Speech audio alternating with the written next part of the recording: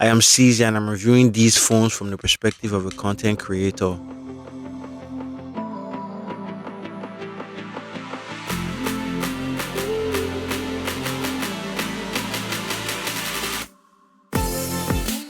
So I'll be starting with the iPhone Air and sometimes I'll compare it with the 17 Pro and sometimes maybe with the base 17. And I'll tell you my experiences with using these phones as a content creator, my opinions and my thoughts, and you will understand why I chose this route. Let's get into the video. I'll be starting with the pros of the iPhone Air, and in this segment, I'll be starting with design. Design is arguably all the iPhone Air is about. When you hold this phone in your hands, you understand why people buy it. It's hard to explain, but it feels so sexy. Compared to this is a beast, but this is more practical. This is more functional. So if there's a line for form and function, they are the opposite end of the spectrum. But yeah, that's why people buy this phone because of how it feels in the hands. But more on that later because not everybody can handle the amount of phone you lose from buying the Air. Design wise, I prefer the Air, but it isn't practical. But it's even more durable than the 17 Pro. I probably need to get a pouch for these phones, but more on that later. Some people call this the sweetest phone ever. And I agree. This phone gives you the big phone experience while being a small phone. And the first pro for the Air was the design. The second pro is the display. Across all the 17 lineups, including the Air, they all have wonderful displays, 3000 nits of peak brightness, anti-reflective coating. And what does these have to do with being a content creator? More on that later. So that's the major pro for the Air. So now I'm going to talk about the flaws. The number one flaw I'm starting with is the speaker. But there's something you don't know or probably don't know is that the speakers are not so bad. I call it a very rich poor speaker. Let me explain. Most smartphones uses a two-speaker system. The woofer for the bass and the tweeter for the treble.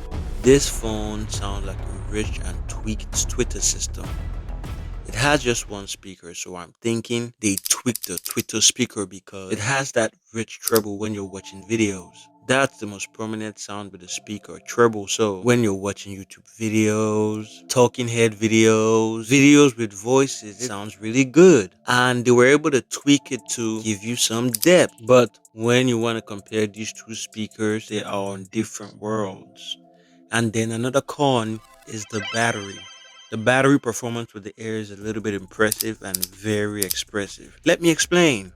If you keep this phone on standby doing nothing, it'll last forever. The C1X chipset on this phone is very useful, and it makes me wonder why they didn't just put it in the Pro as well for the ultimate battery experience. But I guess Apple knows best. The experience when using hotspot, Wi-Fi, cellular network is impressive. But as soon as you turn on an intensive app like the camera or video editing, the battery drains really fast. I'm going to put my battery usage on screen so you can have an idea what to expect. But hey, if you're a power user, you want to do something heavy like shoot 4K videos or edit videos, you're going to be running for a power bank as soon as possible. And that doesn't make sense to me for a $1,000 device. And then the other flaw is the camera. But it's different from what you might think. The cameras on this phone are impressive. It's weird, but sometimes I feel like I get better camera shots on this phone than this. And there's something I really noticed about this camera is how good it is in low light. So this is the second day I'm trying to shoot this video. But yeah, first day I came, I was a little bit late and I decided to try and shoot, and I could see just how much light the iPhones could pull in, and it's quite impressive. And also, it's sad to say that there's no cinematic mode in any of the iPhone Air cameras when the 17 Pro single front facing camera is capable of cinematic video with the exact same hardware. That is sad. So for the iPhone S camera, I'm gonna tell you now, it's quite impressive, but it lacks the depth of the 17 Pro. When it comes to this phone, more on this later, this phone's camera is a beast. Compared to this, it's like you're literally having one lens when you can have three. And the camera doesn't have log video or ProRes. That's just odd. But honestly, it's a high quality camera and a lot of people will enjoy it for what it is. So I'm gonna ask you, who's the iPhone Air for? I don't know if you've noticed, but I'm on a monolith. Monolith! That's what using this phone is like. You could choose to live on a hill where it's surreal, serene, and feels like you're disconnected from the world and everything makes sense. But then you're on a hill and you're disconnected from a lot of things. That's what this phone feels like. It feels like peace. It feels like what you should do. But the trade offs are so illogical. That's how I feel about this phone. So now, bringing me to a more practical choice, the 17 Pro. This phone is a beast, and this phone is the closest an iPhone has ever come to making me switch sides.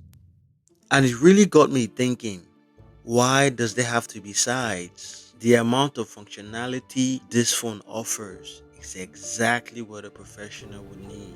And even more so for a content creator. Yes, for a content creator, the versatilities with the cameras are good and wonderful. I watched a video where a professional was comparing this phone to a digital camera and he was blown away. So, the software optimization. Yes, I used an S24 Ultra in the real world and an iPhone 12. These phones were sponsored by somebody who chooses to remain anonymous. Thank you for the sponsorship. And yeah, that's a good segue to talk about the actual sponsor of this video, D Brand. So D Brands, I'm just joking, guys. Just practicing for when I actually get sponsored by a brand.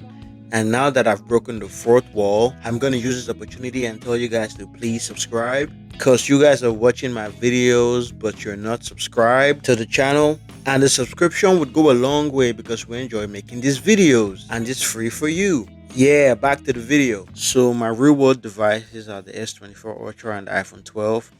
I would usually edit my videos on the S24 Ultra as I thought it was the better device until I discovered that the experience on the iPhone 12 was a lot better. Mind you, the iPhone 12 is 64 gig versus the 512 gig on the S24 Ultra, and that's my point. The iPhones are so optimized. If you look closely, you can see this is a 12 gig file and it's running smoothly. The entirety of this video was edited on CapCut on the iPhone Air. If it was an Android device, it would have bugged down. So yes, if you really want to take content creation seriously, the 17 Pro Max might be all you need. So you see what I mean? This phone is a machine for a content creator. So talking about the design of this phone, when this phone was released with aluminum at first, I was sad because in my head, that's an inferior material to titanium. It sort of is, but it has a lot of good things going for it. The heat dissipation is really nice. And if you really think about it, that's the best option for the longevity of your phone. As your phone is able to maintain peak brightness, able to sustain high performances. As a matter of fact, when I edit videos on this phone, I get way better experience, especially when the timeline is condensed. I barely notice this phone overheating. It's a very nice device. And now it makes sense. Maybe every phone just switched to aluminum. That's a joke. So you are advised to get the silver variant of this phone as it masks some of the scuffs and scratches.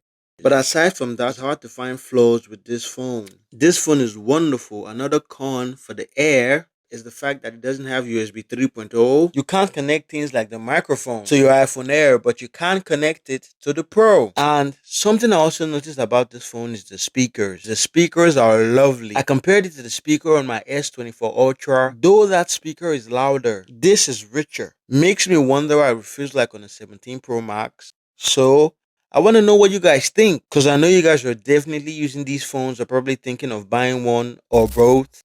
What has your experience been like? Would you recommend this phone to someone? Do you hate it? Do you love it? I would really love to know what you think. So, guys, I hope you found this video useful or entertaining. So, please leave a thumbs up. And if you want to watch more videos, I have one video up here. It's somewhere. Yeah, but thank you. Catch you on the next one. And this entire video was shot on the S24 Ultra.